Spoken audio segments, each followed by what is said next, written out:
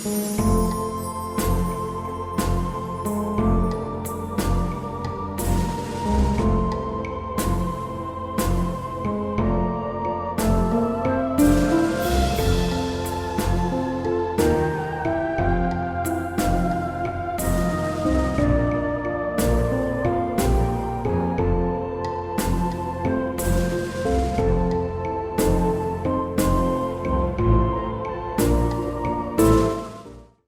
fai mai e whanunga o le Taeao Samoa. O mai e se o tātou Tapuaiga i le atua. I ala langa i le li le lalulangi uma. I outou au na atu i le li ma le fia. O mai outou i ona luma ma le alanga fia. A wae le li. E whawa vau lava lo na alofa. E o atu lava lo na wha maoni i le atupulanga ma le atupulanga. Si o tātou te talo mo le ngang pa ia, tātou wifo ma te talo i le atu. Ma nawa mai a nganga pa iai, a whaatali atu o tangata malo wa tunu i la ufio. Ina ia ina o mātou loto tāpuai, a o mātou whaia le tāpua inga nei. Ina ia o mātou vivi ma tāpuai, ia whātino mea umai le nganga ma le whamaoni. Ina ia iu lava mea umai le whasilisili no o lovi inga. O mātou te talo ma wala au, e ala lava le swafa ma malu e sukariso lo mātou whaola. Ameni. O le whaitawina o le tuspaia, tusi filfilia o le ne yaso e tusa o le whasinonga le tusi whaitawaso. O mau mai lea le whengai ngā fau. Tala le Yesu Keriso na whamawina e mareko o lona matau poe wha. O te whaita wina le whau poe tolu se furu male lima. Whangata mai le whau poe wha se furu male tas.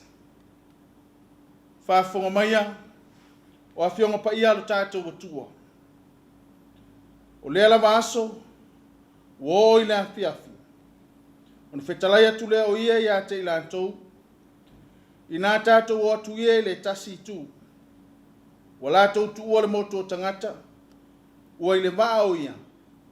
O na lātou a vea loa lea o ia, o whātasi fo i maia i si vaa iti. O na tō mai lea o le whaa, o le matangi te le lava. O na whati mai i lea o pe au i to tono le vaa, ua tumu wai. A o ia sa i le tau muli, ua tō whaa i le alunga. O na lātou whafangu lea i a te ia, ma whai mai i a te ia. Le awa oe, e te le manatu mai ea ia te mātou a whanu. Ona tūlai le o ia mana wawau atu i le matangi, o whetalai atu fo i le vai, whalolongo ia i nā malu ia. Ona mate leo le matangi i le ua matua malu. Whetalai atu le o ia ia te mātou, se ale mea tau te whiwhewhe ai whapea. Se ale mea tau te le whātua tua mai ai. O na matua mata tau lava leo i lātou, ma whetau taratala ai i lātou. O ai lava le nei, ina ua usiusita i lava le matangi ma le vai i a te ia. Petalai le nganga o le atua e whamanino ma whamalamlama, i loto ma whamoemoe o tātou uma. Winga lo loto ana fionga o tātou whaitau ma whanangolongo. Tu mau ilana fiolo na lava vi inga, nei se o i le whavavau lama. Amen. O le launga le swafa mamanu o le atua le tamā le alo ma le ngang sa. Amen. Tala le Yesu Keriso na whamawina e mareko o lona matau poe wha. O le whaupo e tolu sifuru ma le iwa o lo iai upu nei. O te fia wha mamafa e whai mamatua o se mafo whaunga wha le angang. Whaafafonga o te toi whaita wina. O na tūlai le o ia mana wawao atu i le matangi. O whetalai atu fo i le vai. Whaalolongo ia i nā malu ia. O na mate lea o le matangi i le ua malu lama. O le manatu au tu o le ne yaso e tusa o le whaasinonga le tusi whaita waso. E whaupuina e whapea. Vavao e Yesu le wha. Jesus calms the storm.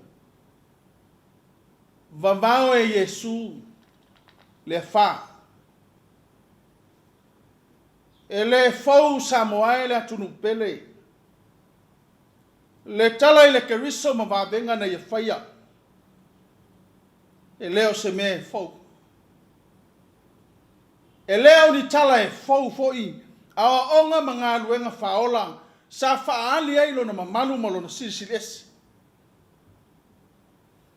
Au tala ia le atunu ue. O lo fa mati e ai le lalolangi o le fatu tua. Le mamalu mo le matautia o le atua soifua.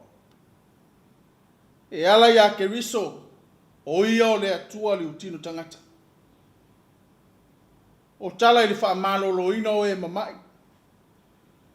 Fa saba vali pipili fa pupula tau waso. Fa ngangana e ngungu. E o lava ile toe fa tu ina o e u feoti. Male ano isi mautala ese. O le tasi le o tala. E ao fia i totono o tala ese. O le tala ile vavao ina Yesu o le fa. E peo na fai ma au o ma faufaunga o le ne yasu. Al facility. O le aso na tāpua. O le asa o ngamo o e mau le tangata whātua tua. O le tangata o whaalupa o le kerusiano. O le a foi se fi au le a fi mai. I le vavao ina Yesu o le wha. Mai le mauri maua ma reko e peo na wha ma mawhai le whaitaunga o le ne yasu. Ua o ina fiafi. O lono winga. E peise i o le taimi ua ta ua e ma reko. Ua alu le aso o whaunga ngase le li. Se i tali le lopi ane o tangata. Se i whaafufonga ma whalongolongo. I awa onga ma wavenga na whaia Yesu Keriso. Pe ia le nā tura e masani e tātou a whalongo i se mea fōu e nau e fia whalongo.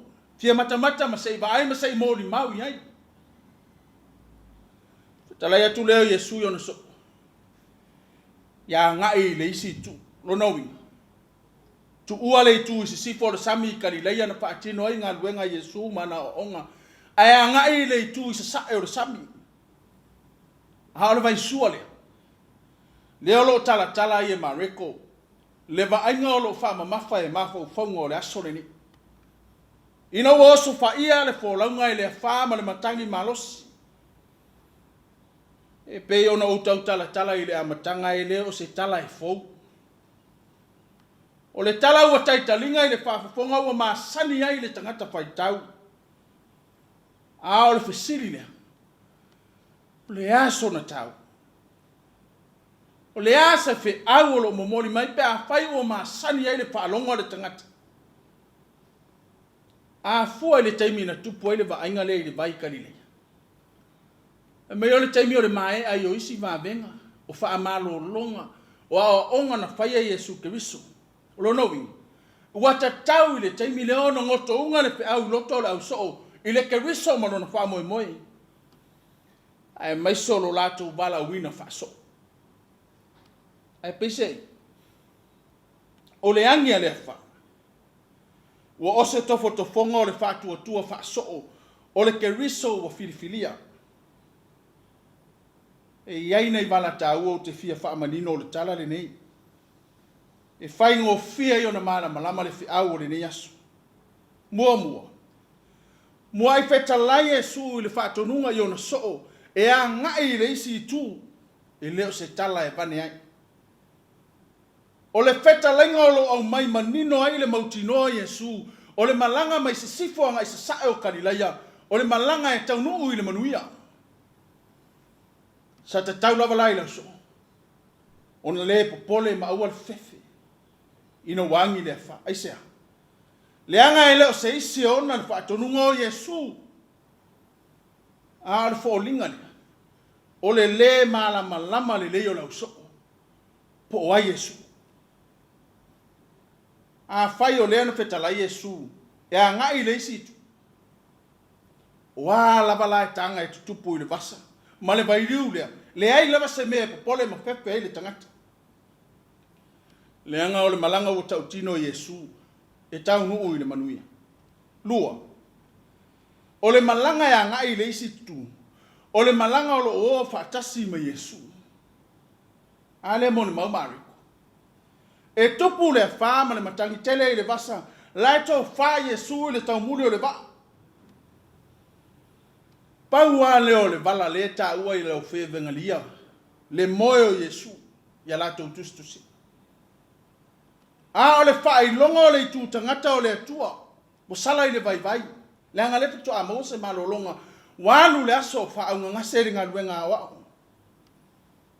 Ai maise o wha ma lo longa ma mena whai ele lo lofi ane o le moto tangata. A o le tō wha fo i Yesu o angi le wha. O le wha i longa o le le ma mawha i Yesu le mea lo tupu le vasa. Aise a wa ua mautino o ia e pule i le wha. E ala se mea pole vale ai. Ai o te masala. Ana manino lau so o ia Yesu. Mai lo le wha moe Yesu. Le ai ala se mea ve vesi soloifu. A whai o lo tō whai Yesu. Sa tau fo ona malo lo malato. Ai tu le whai angi. Le anga le malanga ma tō whai le tangata e pule i le wha. E pule a wao i mea uma ma le fuafuanga. Le ana ia mawhai e ona vavao le wha. Tonu. O le ange o le wha malanga i le isi tu e peise i o lona wha moe. Se isa ili le patu o tua o lau so. Ina ua maea o onga mawabenga na whai e le. A whaila o le FAIFEAU i le wha. A o le malanga ma le li. Ma whaia o onga mawabe. E fōringa ma. E le na o tangata le mo mia le tau whaasino i le atua. Ma wha malama lama i le wingo Yesu Keriso. O le fo ia mo mia i le au so se ngā ruenga. Se itali le fasiri. Po wa Yesu. O lonoi. A fua i vala e pe ona o ta ua. Ma tau wha matala tala ua lava le nai tau mai ai. Le i tu a inga whatua tua o lo i loto o le au so. Ua ngalo na whetala Yesu e a ngai le isi tu.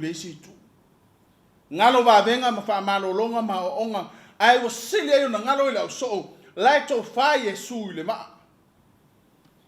Ngalo umoia mea taua. Talu le fefe. Talu le popole e wha ma ite le wha tua ua ititi. A o le taua leo le vavao Yesu e pe on whai ma matua. O le wha moe se i lulu se patu fau. Se i tuu se isi wha moe fau. Loto le au so e pe on au o le neva yasu. Ma le lalo langi o lau wha tua Yesu. O ia o le atua li utino tangata e pule au i mea uma. O le atua e au wai i mea uma o whea lava e folau i le tangata ilo na saa. Lai loto i ma le atua, lai tō wha ai le atua. Le anga o le atua e au wai i mea uma. A o le atua foi. E whaaro longo i ai mea uma o le fofuanga. E o ai le matangi ma le wha. A o le sili o ia mea uma. Wa vele vavao ina Yesu o le wha. Se i toi wha matala i loto o le auso. O Yesu Keriso malona wha moe. O ia o le atua le utino tangata. A fio mai e whaatino ringa ruenga whaola mo le lana. Sa moai le atunu pele. O le FAIFEAU ma le sa wali lea le tala le lei. O la tafo launga wha le whaatua tua o le lua o lua wha. O mahea o na tapena Yesu. A moe ia tau i le manuia. O lono. O apa fi tauli ma peau langa vale i le vasa. Awane ia to tu vale pe fefe ai fa pe ona tupu la sole ta di tonu. Le anga le tato te malanga fa tasi maleli. Le anga o le tasi le masani le tangata malona natura. E fia e taulangi o le tangata Kristiano. O e ua fa tua. Ai aolo ina tutupu whainga tāma whawhita uli. Ma oina matui tuiti ngā o le ola.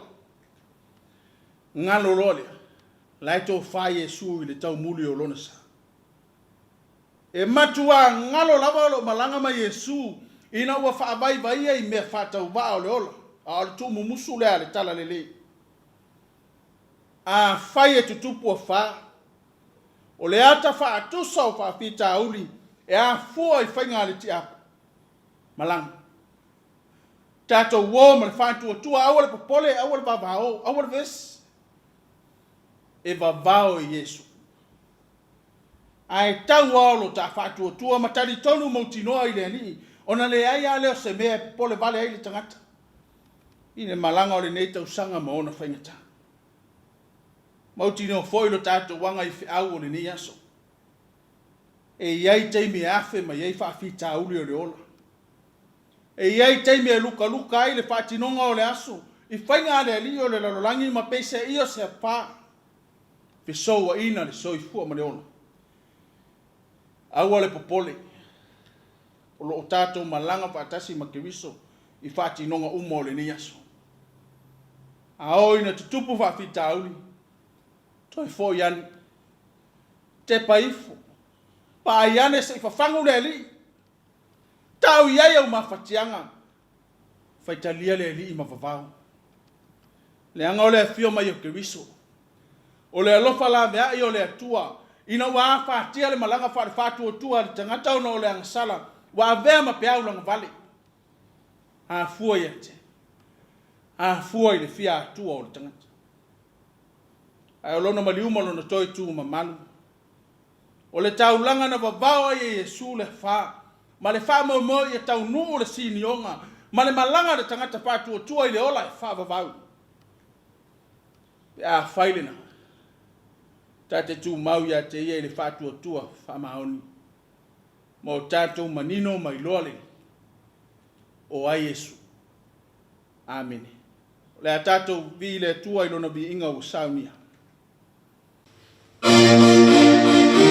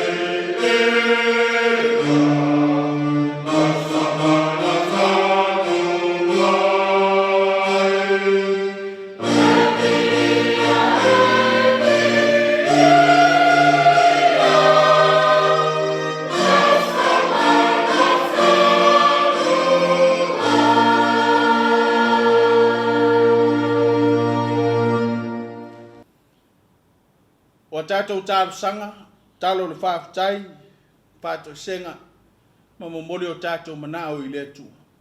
Tātou wifo ma te talo I le atu. E paia e mamanu, e sisi le se lava la ua fio le atua e whaavavau. O le atua ifo ma Tapuaiga ai le foafoanga uma. O le atua e whaapale le tangata na e whaia I le viinga. A wae te tau lea I la ua fio. Wa la whailo wa tunu I le Taeao fou. O le whailonga ma le mori ma wololo u wha maoni. Na e tapu a oina le soifua ma le ona. Na mawailo mātou moe file mu. A o le alofa ua mātou wala ai le manuia. Mātou vivi ma Tapuaiga o lo mātou nā whatausi. Se mātou sula lo wha maoni ma vi ia lo wanga le lei. A wā ua tau ma sua lea I lo mātou wola. Vi ia la ua fio I le Taeao fou ma le aso fou. O le fo launga au tangata ma lo wa tunu. E ui na ala whai nisi I whanoanoanga. O mawhatianga o le ola o no whawhita au le tutupu. Wa vea ma FAIFEAU wa ina le fo launga. Le atua e le vau iai o mātou loto e vivi I la ua fio. Le mauti noa o lo lofa tunoa. Whaafitai o manuia le nei atunu. Manuia o na taitai o lava I o na tangata anu. Manuia o na ati nai. O na lau whanua manu na ngata I whale ma so se tafa o lo na sio o manga. Mātou mori mau foi I tele o atunu. Fe vata wai. O atunu o pangatia I mala whale na atura. O na maofale o mātou loto Lealiie. I le anga le leo la ua fio ia Samoa. Ina wale ai ia se mala ia fia. La mātou fo launga o le neiva I tanu. Mātou tali tonu fo I le whātua tua. Manuia toto whaasala lau. O tama whanau o le nei atunu. Ta ape I tafa e fia o le lalolangi. Sa ilinga manuia ma so seanga. Le atua vi ia la ua fio. Vi ia lo wha maoni. Ma lo wanga le lei e lea unua. Whaafitai manuia o mātou ta mamati nā mātutua. Ai meise o so seala o lau tau singa. I o whātau tolia I maota malawa o maota ngase. Ono ngase wafe mai. Vi ia lau fio I so seala o lau whaasoa I a Samoa mo lau tamau ainga. Ai meise o nā tina e o whai mapuna vai o lau fi. E te whamanuia I le nei atunu utau wātia. Whaafitai o fionga I pe o na mātou whai tau ma whanamolongo. E oino mātou whātala lea ai le tele o taimi. Ngalo ia I mātou no na tau. Hao le tusi au au e whaasino ma whaatonu I mātou. Vi ia le tumu musu mai o lo wanganga pa ia o le fisoso ani sili. I teimi o le whaavaivai ma tau te vai le whaatua tua. Ina o fisowa ina I mātou I whainga le fili ma le ti aponu. Sili le whaafitai le Lealiie. Le taulangana e tapena e ala le soifua o lo walo o lo mātou whaolo. O lona maliu ma lona toe tu ma manu. O le taulanga e tasi e afe. Na awa no ai le langi mo I mātou. Ina o mātou mauti noa lona wha moe. Ma lona fio mai le lalolangi. Tu mau I la o fio le viinga. O le wha manu ma le wha netanga. Nei se o I le wha vavang. Le atu wai. Se I fonga e anga sala le I fonga Samoa I o luma. Le mauti noa o lo mātou wanga salapea. O le o e se so o malau o fio. Ono le ola tu ina nau ma le avanga I mea whawhia fio o le ola.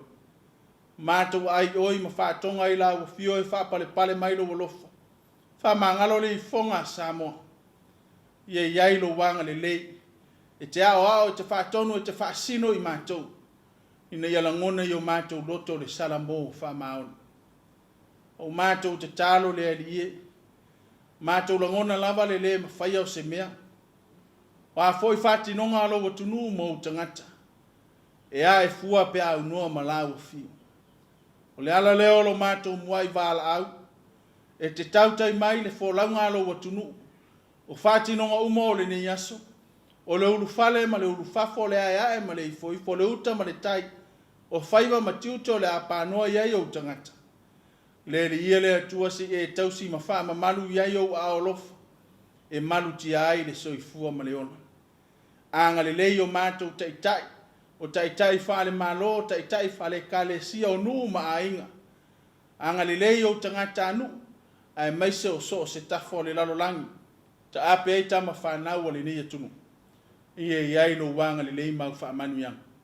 Whaamanuia ia tina ea le nei atunu, whaimapuna vai o manuia, whaamanuia i le sami ma le vau, o le sio manga o tua iai o tangata. Ai sili foi ona e whaamanuia, ia tunu malo o anga lelei mai mo i mātou. Mātou te talo te alofangia le Tapuaiga nei o mātou matua tausi maota malao. Ai maiso i lātou o whātau tolia i maota ngase o maota malao o no mai o le tino. Ia iai lo wanga lelei malo wa lofa iai lātou. O le FAIFEAU o le nei aso o whaamanatu mo i mātou, a vea se fatu e pa ui o mātou loto. Ina ia tupu maola e whangumaya i mātou. O lo mātou fo lau whaatasi malau o fiu. Taitaina i mātou lo file mu i whaatinonga uma. Ina iei ulava le ni aso ina wapo. Tu maulo manuia mo i mātou. Mātou manatua tunu o maafatia. Ele ngata i taua mamisa. O e o whiangai ma mala whaale nātura. O e o whano o noa ma pangatia. Ona o whamai wafe mai. Le atua pa i atu lo file mu mo i lātou uma. Wai foi wanga lele mai mo i mātou i so se alama so se whaatinonga.